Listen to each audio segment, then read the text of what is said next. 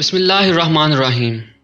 السلام علیکم ناظرین، اللہ تعالیٰ نے حضرت ابراہیم علیہ السلام کے ہی دور میں حضرت لوط علیہ السلام کو اپنا پیغمبر بنا کر بھیجا۔ حضرت لوط علیہ السلام کی قوم کے لوگ بڑی بے شرمی کے کام کرتے تھے۔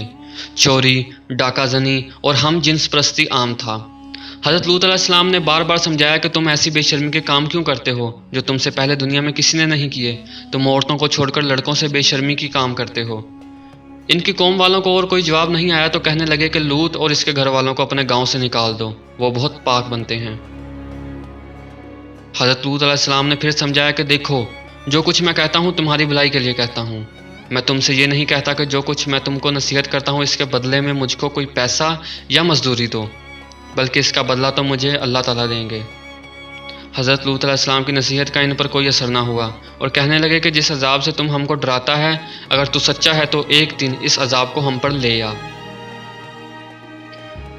معزز ناظرین، خدا کا غضب جوش میں آ گیا۔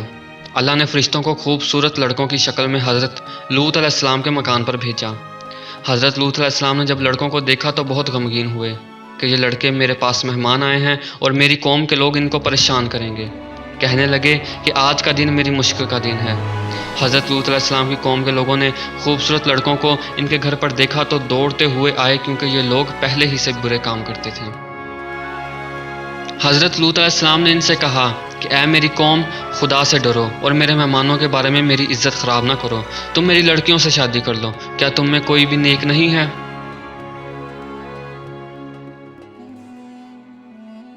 وہ بولے کہ تم کو معلوم ہے کہ تمہاری بیٹیوں کی ہم کو کوئی ضرورت نہیں، جو کچھ ہم چاہتے ہیں وہ تم کو جانتے ہو۔ حضرت لوط علیہ السلام نے کہا کاش مجھ میں تمہارا مقابلہ کرنے کی طاقت ہوتی یا میں کسی مضبوط قلعے میں ہوتا۔ فرشتے جو خوبصورت لڑکوں کی شکل میں آئے تھے، انہوں نے حضرت لوط علیہ السلام کو اتنا غمگین دیکھا تو کہا اے لوط، ہم تمہارے رب کی طرف سے بھیجے ہوئے فرشتے ہیں، یہ لوگ آپ تک ہرگز نہیں پہنچ سکتے۔ آپ رات کے اندھیرے میں اپنے گھر والوں کو لے کر اس بستی سے چل دیں اور کوئی شخص پیچھے مڑ کر نہ دیکھے، مگر اپنی بیوی کو چھوڑ دینا، کیونکہ وہ کافرہ ہے اور جو آفت اس بستی پر آنے والی ہے وہ اس پر بھی آئے گی۔ اس بستی پر صبح کے قریب اللہ کا عذاب نازل ہوگا۔ حضرت لوط علیہ السلام خدا کے حکم مانتے ہوئے اپنی بیوی کو چھوڑ کر بقیہ اپنے گھر والوں کو لے کر اس بستی سے چل نکلے۔ صبح کے قریب اللہ کا عذاب آیا اور اس بستی پر پتھر اور کنکروں کی بارش شروع ہو گئی۔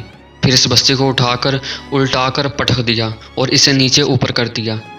وہ بستی جس کے لوگ لڑکوں سے بے شرمی کی باتیں کرتے تھے اور حضرت لوط کے منع کرنے کے باوجود بھی نہیں مانتے تھے، سب فنا ہو گئے۔ یہ تو تھی ان کی دنیا میں خرابی، اور دوزخ کا عذاب اللہ تعالیٰ کے ہاں جا کر ملے گا۔ خدا تعالیٰ ہم سب کو ایسی بے شرمی کی باتوں سے محفوظ رکھے کہ جس کی وجہ سے اس قدر سخت عذاب آیا کہ زمین کو بلند کر کے الٹا پلٹ دیا۔